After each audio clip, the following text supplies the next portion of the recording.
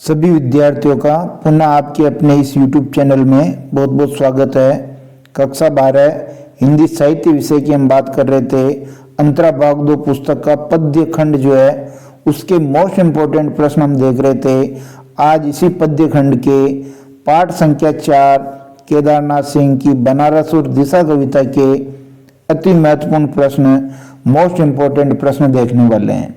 यदि आपने इससे पहले हमारे वीडियो नहीं देखे हैं तो वो देख लें, और हमारे YouTube चैनल पर आप यदि नए जुड़े हैं तो इसको सब्सक्राइब कर लें।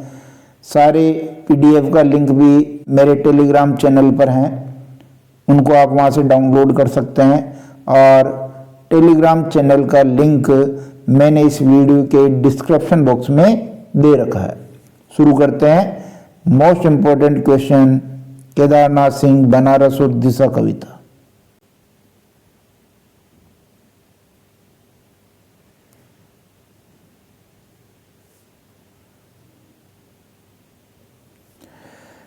वस्तुनिष्ठ प्रश्न हम देख रहे हैं। सबसे पहले कि बनारस कविता किस कवि द्वारा रचित है? केदारनाथ सिंह, केदारनाथ अग्रवाल, विष्णु खरे, अज्ञेय।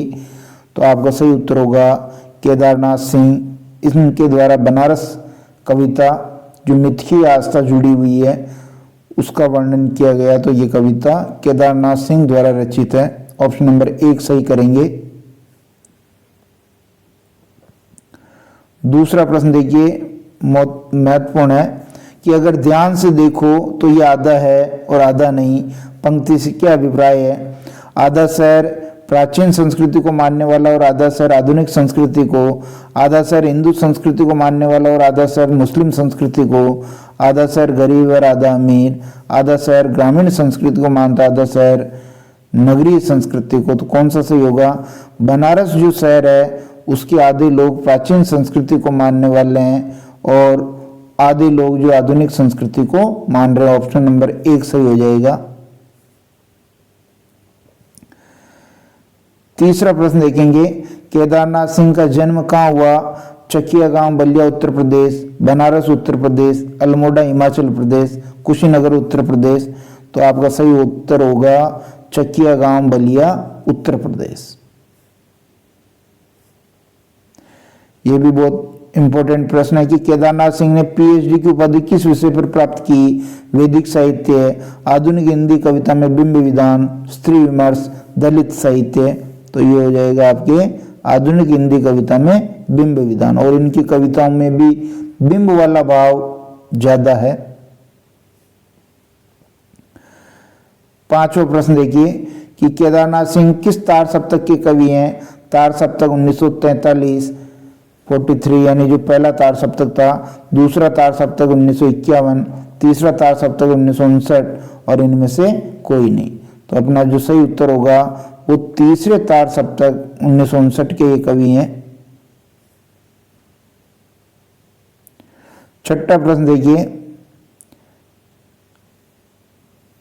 छठा प्रश्न कह रहा है कि कविता में आए दशाश्वमेध क्या है? एक प्रसिद्ध मंदिर, एक यज्ञ, एक घाट, धार्मिक लोग। तो एक घाट का नाम आया, दशाश्वमेध घाट है बनारस का। कहाँ का? बनारस का घाट है ये।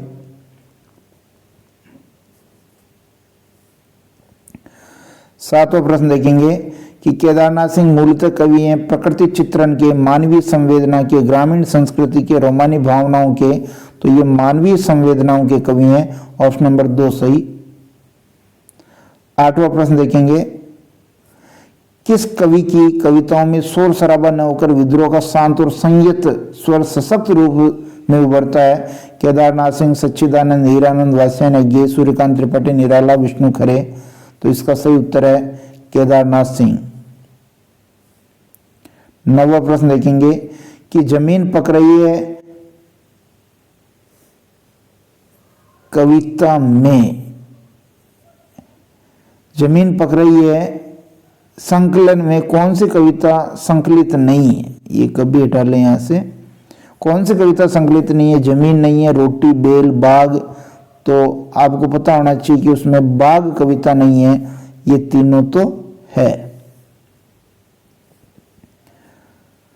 10वां प्रश्न, केदारनाथ सिंह को 1989 ईस्वी में साहित्य अकादमी पुरस्कार किस रचना पर मिला? जमीन पक रही है, उत्तर कबीर, अकाल में सारस, अभी बिल्कुल अभी।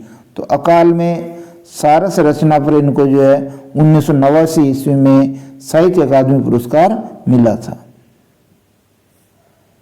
11वां प्रश्न देखिए, केदारनाथ सिंह का निबंध संग्रह कौन सा है? पूछा। खुद अपनी आंख से, जमीन पक रही है, कब्रिस्तान में पंचायत, अकाल में सारस। तो ये तो देखिए इनका काव्य है, ये भी काव्य संग्रह है, खुद अपनी आंख से और कब्रिस्तान में पंचायत। तो कब्रिस्तान में पंचायत जो है ये इनका निबंध संग्रह है। ऑप्शन नंबर 3 बिल्कुल ठीक है।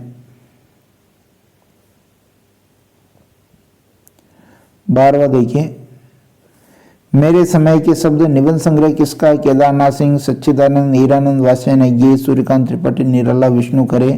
तो ये केदारनाथ सिंह का निबंध है। केदारनाथ सिंह द्वारा संपादित ताना बाना क्या है? विविध भारतीय भाषाओं का हिंदी में अनुदित काव्य संग्रह, निबंध है, व्यंग्यात्मक रचना है, उपन्यास है। तो ये इनका विविध भारतीय भाषाओं का हिंदी में अनुदित काव्य संग्रह ताना बाना। 14वां प्रश्न, इस शहर में वसंत अचानक आता है, कवि ने यहाँ किस शहर की बात की? इलाहाबाद, बनारस, जयपुर, मथुरा। जैसा कि कविता का नाम ही है, बनारस शहर प्राचीन संस्कृति का द्योतक, शिव की नगरी और गंगा नदी जो यहाँ बहती है। 15वां प्रश्न, बनारस शहर किसके कारण प्रसिद्ध है? शिव की नगरी होने के कारण, गंगा नदी बहने के कारण, ए और ब दोनों, काली माता के कारण। तो ए और ब दोनों। 16वां प्रश्न, कवि ने भिखारियों के कटोरों में किसका उतरना बताया? चांदनी का, रात्रि का, सूरज की रोशनी का, वसंत का। तो वसंत का उतरना बताया है, और वसंत का उतरने से आशय है भीख मिल जाना, भीख मिलना। 17वां प्रश्न, बनारस शहर से कौन सी मिथ की आस्था जुड़ी है? काशी और गंगा के सानिध्य से मोक्ष की अवधारणा, वैदिक रीति रिवाजों से मोक्ष की अवधारणा, कर्म की महत्ता, दया और परोपकार की अवधारणा। तो इसका सही उत्तर है काशी और गंगा के सानिध्य से मोक्ष की अवधारणा। 18वां प्रश्न देखेंगे, दिशा कविता का संबंध किससे है? नारी सशक्तिकरण, बाल मनोविज्ञान, बाल अत्याचार, प्रकृति चित्रण। तो इसमें जो वर्णन किया है वो बाल मनोविज्ञान का वर्णन किया गया है। 19वां प्रश्न देखेंगे, पतंग उड़ाते हुए बच्चे ने हिमालय की दिशा कौन सी बताई? उत्तर, पश्चिम, पश्चिम। जिधर बच्चे की पतंग उड़ रही है उधर, इनमें से कोई नहीं। तो जिधर बच्चे की पतंग उड़ रही थी उधर ही जो है हिमालय की दिशा बताई गई है। 20वां प्रश्न, बनारस कविता में लहर तारा या मडुआ डी है क्या है? 2 मंदिरों के नाम, 2 ग्रंथों के नाम, 2 मोहल्लों के नाम, 2 व्यक्तियों के नाम। तो ये बनारस शहर के 2 मोहल्ले हैं, और इन्हीं मोहल्लों से कौन आता है? वसंत। वसंत का आगमन हुआ है इन्हीं 2 मोहल्लों से। और जब आता है तो क्या होता है? धूल का बवंडर,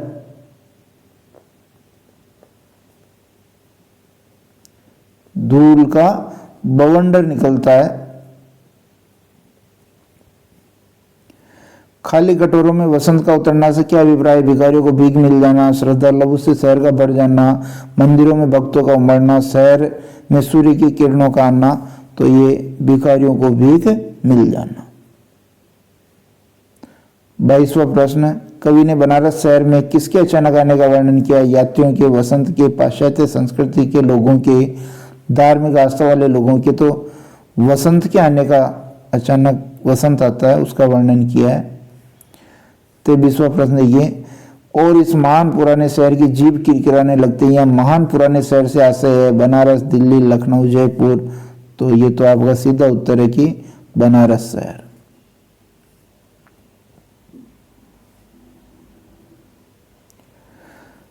बनारस शहर को किसने दृढ़ता से बांध रखा है? धार्मिक लोगों ने, यात्रियों ने, मंदिरों ने, धीरे धीरे होने की सामूहिक लय ने।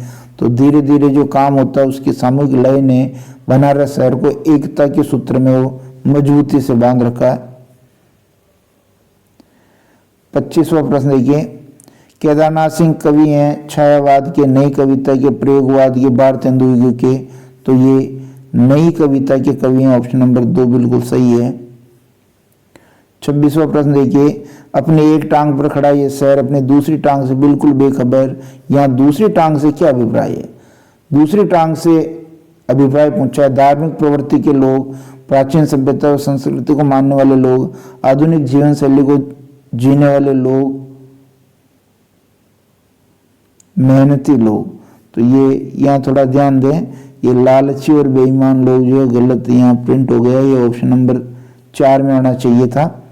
तो इस हिसाब से देखिए, ये 2 टांग है, खड़ा है एक टांग पर, ये एक टांग होगी इनकी प्राचीन सभ्यता व संस्कृति को मानने वाले लोग, और ये जो दूसरी टांग है, ये दूसरी टांग है आधुनिक जीवन शैली को जीने वाले लोग। तो ऑप्शन नंबर 3 अपना सही हो जाएगा। 27वां प्रश्न देखिए, किस कविता में प्राचीनतम शहर बनारस के सांस्कृतिक वैभव के साथ ठेठ बनारसीपन कवि पर भी प्रकाश डाला गया है? तो जैसा कि उत्तर आपको बताने की क्या जरूरत है, इसमें बनारस कर देंगे आप। 28वां प्रश्न कि दिशा कविता किस कवि द्वारा रचित है? केदारनाथ अग्रवाल, केदारनाथ सिंह, अज्ञेय, विष्णु खरे। तो केदारनाथ सिंह के द्वारा दिशा कविता, जिसमें बाल मनोविज्ञान का वर्णन किया गया है। ये 28 वस्तुनिष्ठ प्रश्न थे जो मैंने यहाँ लिखने की कोशिश की है। अब कुछ लघुतरात्मक प्रश्न हैं, उन लघुतरात्मक प्रश्न को भी देख लेते हैं। कौन सी चीजें सैकड़ों बरस से बनारस शहर में वहीं की वहीं है? 3 चीजें आपकी आई थी बनारस शहर में जो वहीं की वहीं है, वो आपको याद होना चाहिए, क्योंकि पूछा भी यही जाएगा कि 3 चीजें कौन कौन सी है। एक तो तुलसीदास जी की खड़ाऊ है, तुलसीदास जी की खड़ाऊ, गंगा वहीं है, और एक वहां की नाव वहीं है। तो 3 चीजें कौन कौन सी है?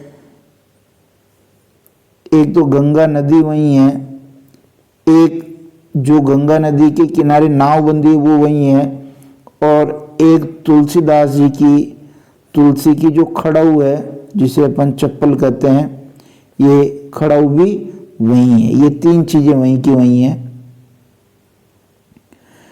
बनारस कविता में कवि ने किस पर प्रकाश डाला है? तो बनारस कविता में जो कवि ने प्रकाश डाला, उधर हमने देखा था कि प्राचीनतम शहर है बनारस। इस बनारस के सांस्कृतिक वैभव और इसके ठेठ बनारसीपन, सांस्कृतिक वैभव और ठेठ बनारसीपन पर जो है प्रकाश डाला है। खाली कटोरों में वसंत का उतरना, इससे क्या आशय है? इससे आशय है भिखारियों को भीख मिल जाना, भिखारियों को भीख मिल जाना। अब यहां ध्यान दीजिए, वसंत आनंद और उल्लास का प्रतीक है, और जब भिखारियों को भीख मिलती है तो वो भी बड़े आनंदित होते हैं। इसलिए खाली कटोरों में वसंत का उतरना, कवि ने ये बिंब प्रयुक्त किया है। बनारस में वसंत का आगमन कैसे होता है? तो बनारस में जो वसंत का आगमन होता है वो अचानक होता है, पहली चीज। फिर लहर तारा और मडुआ डी है, ये 2 मोहल्ले हैं, यहां से होता है। और फिर धूल के बवंडर चलते हैं, ये तीसरी विशेषता, ये ध्यान रखनी है। फिर देखिए, केदारनाथ सिंह के प्रमुख काव्य संग्रह कौन कौन से हैं? तो जो इनके काव्य संग्रह वो आपको याद होने चाहिए, क्योंकि नई कविता के ये प्रमुख कवि हैं, जिसमें अभी बिल्कुल अभी, एक तो ये इनका काव्य संग्रह है। जमीन पक रही है, ये इनका काव्य संग्रह है। यहां से देखो, ये इनका काव्य संग्रह है। अकाल में सारस तो बहुत इंपॉर्टेंट है, अकाल में सारस बहुत इंपॉर्टेंट है। उत्तर कबीर, ये भी बहुत अच्छी रचना है, उत्तर कबीर। इसी प्रकार कुछ अन्य कविताएं हैं, बाघ, टॉल्स्टॉय और साइकिल। ये कुछ इनके काव्य संग्रह, इनमें से आपको 2-3 याद होने चाहिए। फिर आगे देखिए, केदारनाथ सिंह की 2 आलोचनात्मक पुस्तकें कौन कौन सी है? तो पहली तो है कल्पना और छायावाद। कल्पना और छायावाद, ये तो पहली पुस्तक है। दूसरी पुस्तक है आधुनिक कविता में बिंब विधान। आधुनिक कविता में बिंब विधान का विकास। चूंकि हमने पहले ही बात की थी बिंब विधान का विकास, पीएचडी भी उन्होंने जो है इसी बिंब पर किया था, इसलिए ये आलोचनात्मक पुस्तक है दूसरी। फिर देखिए, बनारस में धीरे धीरे क्या होता है? अगला प्रश्न कह रहा है कि बनारस में धीरे धीरे क्या होता है? तो कुल मिलाकर के ये जो बनारस शहर की जो गतिविधियां हैं उस पर प्रकाश डालता है कि धूल धीरे धीरे उड़ती है, लोग धीरे धीरे चलते हैं। धूल धीरे धीरे उड़ती है, लोग धीरे धीरे चलते हैं, घंटे धीरे धीरे बजते हैं और शाम भी धीरे धीरे होती है। ये धीरे धीरे वहाँ गतिविधियां हो रही है बनारस में कि धूल भी धीरे धीरे उड़ रही है और लोग भी धीरे धीरे चलते हैं, कोई जल्दबाजी नहीं है। मंदिरों के घंटे भी आराम से एक तबीयत से धैर्यपूर्वक बजाए जा रहे हैं और शाम भी धीरे धीरे हो रही है, क्योंकि आरती की रोशनी इतनी होती है कि ऐसा लगता है कि जैसे शाम अचानक नहीं हो रही, धीरे धीरे हो रही है। फिर आगे देखिए, दिशा कविता में किसका वर्णन है? कि दिशा कविता में बाल मनोविज्ञान का वर्णन है। बाल मनोविज्ञान का वर्णन है कि पतंग उड़ाते हुए बच्चे से जो हिमालय की जो दिशा पूछी जाती है, किसकी? हिमालय की दिशा। तो बच्चे अपने हिसाब से उसका उत्तर देते हैं, क्योंकि बच्चों का सोचने का नजरिया अलग होता है, उनका यथार्थ वो अलग होता है, वो उसको अपने ढंग से देखते हैं। ये एक तरह से बाल सुलभ ज्ञान है जो कवि को कुछ सोचने पर मजबूर कर देता है, इसलिए बाल मनोविज्ञान वाली ये रचना है। मैं स्वीकार करूं कि मैंने पहली बार जाना हिमालय किधर है, प्रस्तुत पंक्तियों का भाव स्पष्ट कीजिए। तो ये बाल मनोविज्ञान वाली कविता है। और जिधर बच्चे की पतंग उड़ रही थी, जिधर बच्चे की पतंग उड़ रही थी, कवि ने कहा कि बच्चे ने भी उसे यही बताया कि जिधर पतंग उड़ रही उधर इशारा करके कहा कि हिमालय भी इधर है। यानी वो बाल मन वाले होते हैं, उनको जैसा आ जाता है वैसा वो बता देते हैं, ज़्यादा सोचते नहीं हैं। इसलिए बच्चे ने कहा कि उधर उधर, उसने कहा कि जिधर उसकी पतंग भागी जा रही है। ठीक है। फिर आगे देखो, गंगा के जल में अपनी एक टांग पर खड़ा ये शहर अपनी दूसरी टांग से बिल्कुल बेखबर। अपने ऑब्जेक्टिव टाइप प्रश्न में भी आया था कि आपको एक टांग का आशय लेना है जो धार्मिक प्रवृत्ति के लोग हैं, जो पुरानी संस्कृति को मान रहे हैं, और ये दूसरी टांग से आशय लेना है जो आधुनिक संस्कृति के लोग हैं, जो पाश्चात्य संस्कृति को मान रहे हैं। उनको धार्मिक रीति रिवाज, क्रियाकलाप, आस्था, संस्कृति से कोई लेना देना नहीं है। जो है वह सुग बुगाता है, जो नहीं है वह फेंकने लगता पचकियां। पंक्ति से क्या आशय है? तो जो वसंत आ रहा था आपके बनारस शहर में, जो वसंत का आगमन हो रहा था, और फिर जो बदलाव हो रहे थे, या जिसे हम कहते हैं कि धार्मिक आयोजन हो रहे थे, धार्मिक आयोजन, उनका यहाँ कवि ने वर्णन किया है कि उन धार्मिक आयोजनों में सब लोग जो है अपनी अपनी प्रतिभा वहाँ रखते हैं। तो जो कुल मिलाकर के जो अच्छा गाने वाला है या अच्छा कलाकार है, वह अपनी प्रतिभा ऐसे आयोजनों में दिखाता है। और जो ये पचकियां का मतलब ये स्वर बिखेरता है, यानी जो नौ सीखिया है, वो भी इन्हीं आयोजनों में अपनी प्रतिभा को निखारता है। फिर कुछ निबंधात्मक प्रश्न है। कविता में बनारस शहर की किन किन विशेषताओं का वर्णन किया, ये लिखना है। दिशा कविता बाल विज्ञान पर आधारित है, इसको स्पष्ट करना है। बनारस में वसंत के आगमन में होने वाले कार्यों पर क्या प्रभाव पड़ता है, ये लिखना है। बनारस कविता का प्रतिपाद्य स्पष्ट करना है।